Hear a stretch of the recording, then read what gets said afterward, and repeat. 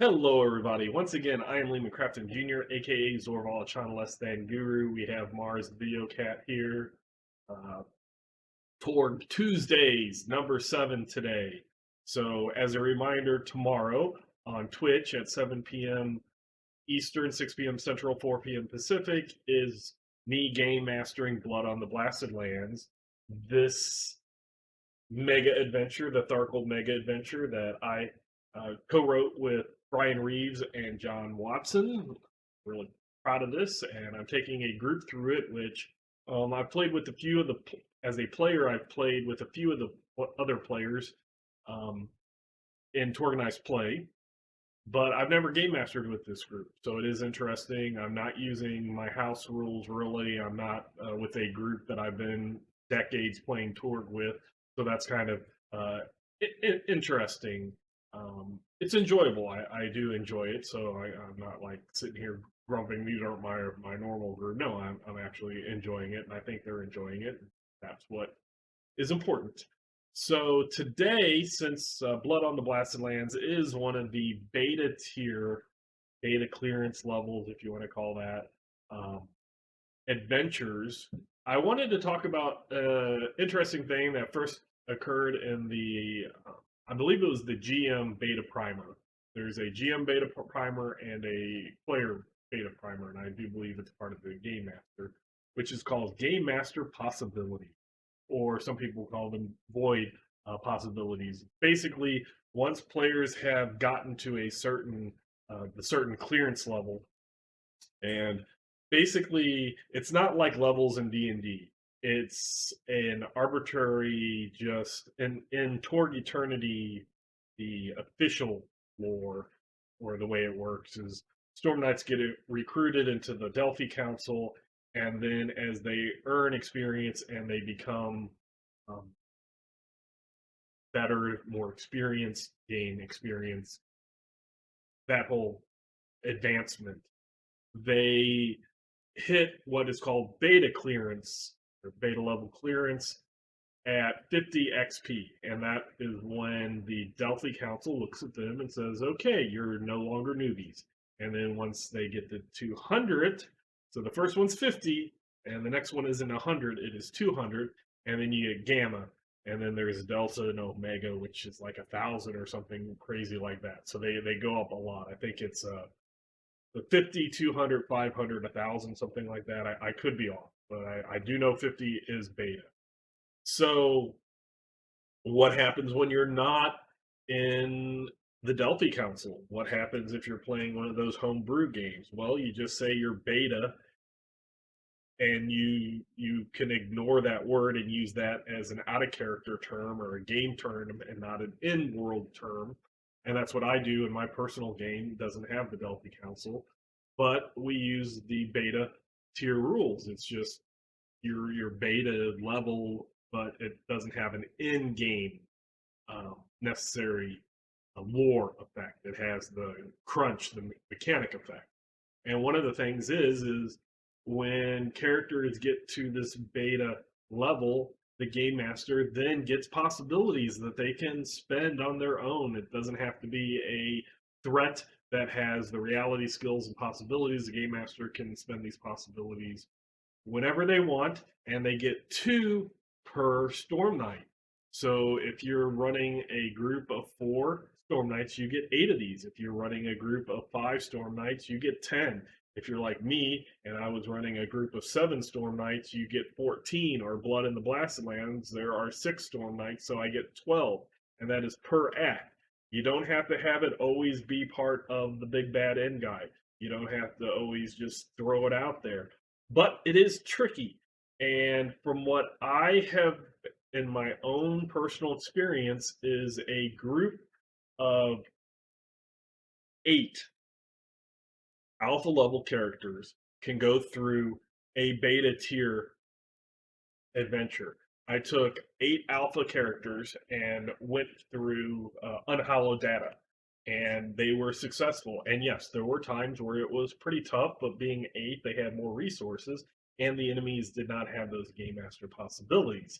In fact, we went through the whole adventure unhallowed data We had one, I believe it was one character death by a martyr card. So the character chose to martyr themselves. And I'm trying to think if that player did it again, because that player tends to like changing characters and using martyr cards. Especially with Torg Eternities, you basically don't lose XP. You just start a new character at whatever the group XP is. So I want to say yes, he did. He did die twice. He was a electric samurai. Then he became a elf archer mage type character, and then he ended up being a cyber templar. So yes, he did go to a third character. But that out of 7 people, that was the only character player that had character deaths that happened twice. I believe both of them were martyr cards, so they were completely up to the player to do. That he didn't have to do that. He just chose to do that. So in my other games, which were beta clearance, are that alpha beta. The Relics of Power has that alpha beta, like either high alpha or low beta is kind of when you're recommended to play that. Um, I had more characters die, just death, because boom, they were hit and they ended up dying.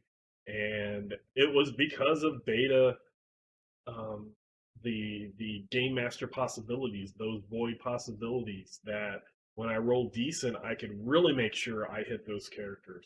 When sometime it was just a minion, I decided, hey, I'm sick and tired of minions always missing right now. Let me throw in this possibility, and it exploded and hit a person, um, and that person didn't roll good enough, even spending an extra possibility on the soak, so they ended up dying, and that happens. And I lost many more beta characters doing alpha missions than I did having alpha characters doing beta missions. And before you think, oh, but if you have 4 beta and the possibilities in doing this, no, I had my 2 groups. The beta group was 7 players, and the alpha group was 8 players. So it was very comparable. And the beta group were going through lesser adventures and dying more often because of those game master possibilities.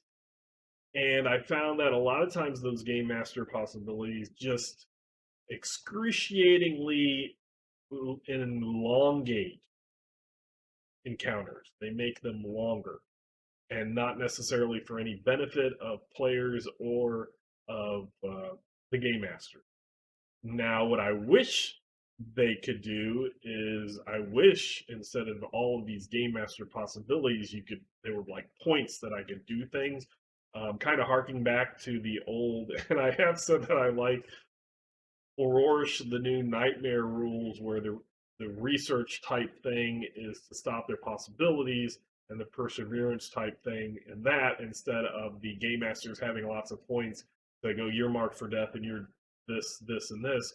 But what I wish is that there was something that would allow the the big bad end guy to not be one shotted by him rolling a 1 and a mishap on his reality to soak.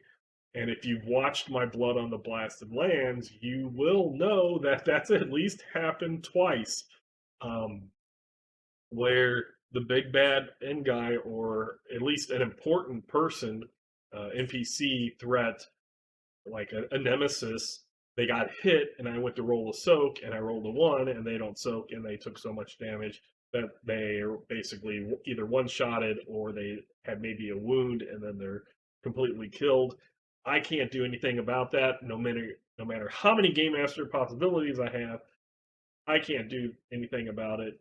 And with this Blood on the Blasted Land group that I'm going through now, um, I want them to get to the end as a game master. I want them to experience the whole thing. And a lot of times, if I found out in other adventures with my home group that that could lead a lot to death, character death, by spending those even on minions. So there are some acts you will watch and you will see that I've only spent one or maybe even none. It's just because those times that I normally would feel like here would be a good point for this game master possibility, I just don't feel it. Now, the last act that I did, I actually beforehand kind of took it into account that there was a threat that would move scene to scene along with the players. It was basically tracking them. And my thought was that every time they defeated it, the next time it would spend more game master possibilities. So the first encounter I had, it didn't spend any. And the next encounter, I was going to allow it to spend five. And then the next encounter, I was going to allow it to spend the rest, which would have been seven possibilities. Um, so or five, yeah, seven possibilities. So I was going to kind of increment it, but they basically one-shotted it at the beginning, so I couldn't use those. Or they took it out really fast at the beginning. The next time they basically one-shotted it, and then I had to like spend a lot more than I had planned to do that on the last encounter, and it didn't do it exactly how I thought, but if you watch the video, I think I kind of explained to the players what my thoughts were and why I was doing certain things that way. Because sometimes I think it's interesting for players, at least me, after the scene's already passed and I can no longer affect it as a player. Sometimes I like to understand what the game master's thinking was. Like, why didn't you spend those possibilities at the beginning? And when I explained it, one of the players, uh, Michael Roderick, he understood as he game masters Torg Eternity a lot, and he's like, that's actually a pretty decent thought process, a pretty good thing that he said he might use. So that's always interesting. So those game master possibilities basically is what I want to say is they are a tool for the game master. You don't have to spend them all. They can help in an encounter, and I have had it help in an encounter that otherwise the players would just steamroll. But sometimes they're ineffective, especially if it's that mishap on that reality, that rolling that one on that reality to soak. The possibilities mean nothing because you can't do that, and the threat doesn't have a second chance card.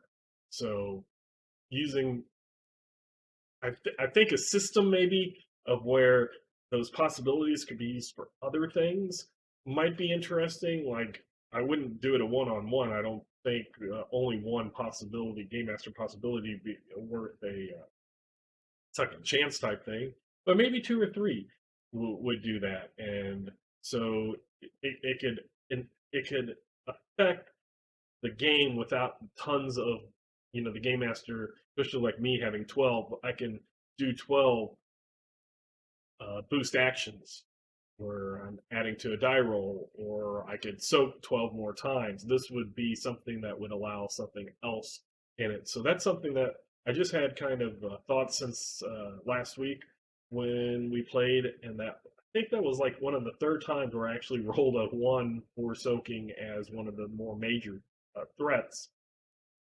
So let me know in the comments what you think about that. What you think about game master possibilities? Do you like them? Do you dislike them? Do you use them?